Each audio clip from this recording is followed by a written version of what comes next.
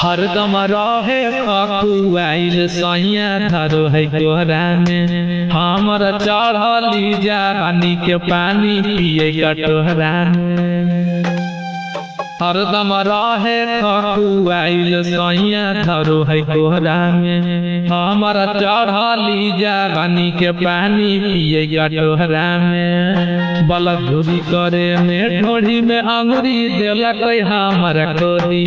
बलधुरी करे में ढोढ़ी में अंगुरी देला कोई हमर खोदी है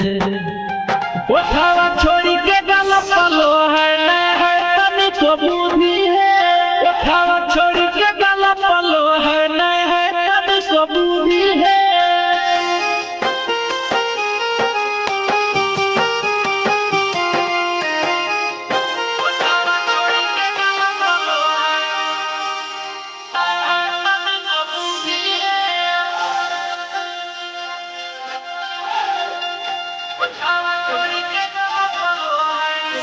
सचिन लेंसर सैया मानो है नहीं हमारा बातिया झीका झोरी करे में नथिया तोड़ी देला कैरातिया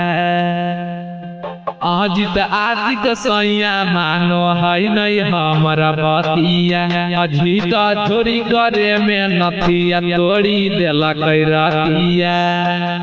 भरल हमरा हौदी के पानी करी दिल कई बर्बादी है भरल हमरा हौदी के पानी कर दिल कई बर्बादी है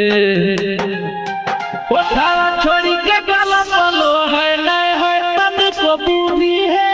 उठावा छोड़ी के गला पलो है न है तनी को बुद्धि है रिकॉर्डिंग स्टूडियो हलसी।